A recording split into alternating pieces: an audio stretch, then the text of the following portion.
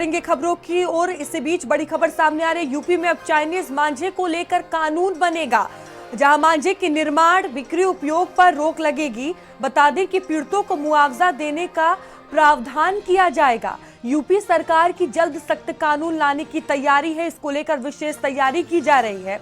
सरकार ने हाईकोर्ट की लखनऊ बेंच में जानकारी दी है।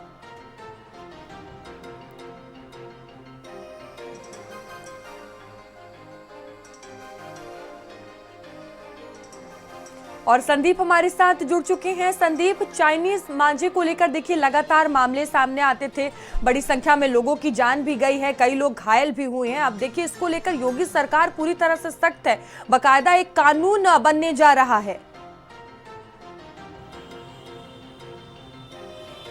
देखिए, ठीक कहा आपने। अभी हाल ही में देखा गया था, अगर 1-2-3 महीने पहले की बात करें तो लगभग 3 जो मौतें हैं चाइनीज मांझे से वो एक साथ हुई थी। उसमें आपने देखा था कि एक नवयुवक जो अपने घर जा रहा था, उसकी गर्दन कट गई थी और उसकी ऑन द स्पॉट जो है वो मौत हो गई थी। इसके बाद भी एक बच्चे के साथ ऐसा हादसा हुआ था और एक अन्य कर्मी के साथ इस तरीके का हादसा हुआ।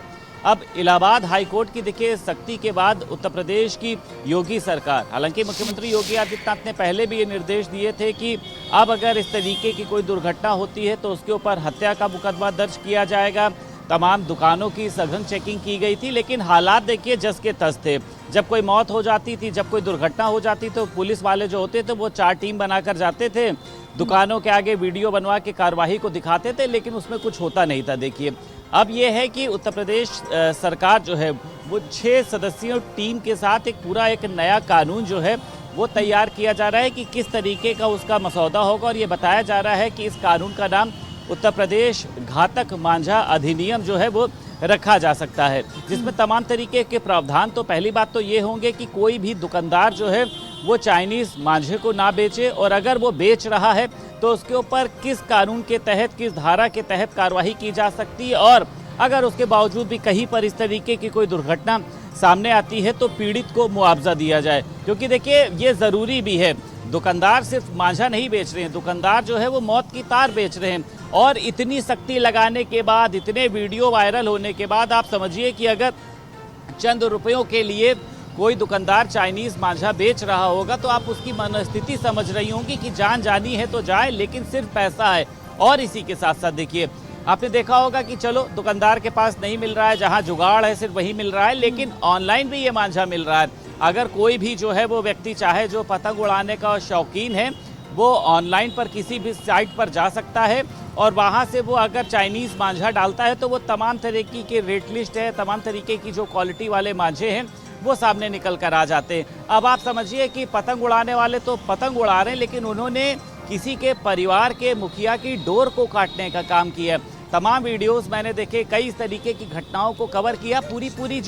पूरी जो बाइकें हैं, सड़क है, उसकी शर्ट, मतलब आप ये समझ लीजिए खून से लथपथ हो गई थी। ऐसा लग रहा था कि कोई लाल रंग वहाँ पर पड़ा है। मुख्यमंत्री योगी आदित्यनाथ को मुझे लगता है कि तमाम लोगों को धन्यवाद देना चाहिए कि उन्होंने इस घटना को सख्ती से लिया।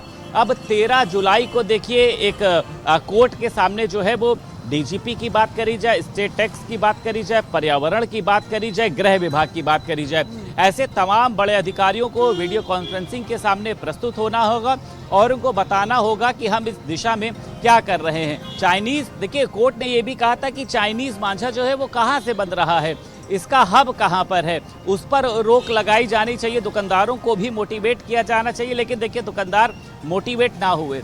1 मौत हो गई, 2 मौतें हो गई, 3 मौतें हो गई, लेकिन उसके बावजूद ही वो सिर्फ मुनाफे के लिए, अब शराब से भी मौतें होती हैं तमाम, लेकिन वही है कि दुकानदार तो शराब भी बेचता है, दुकानदार तो जो है वो गोली भी बेचता है। चलते हैं इटली के रोम, जहाँ देखिए प्रधान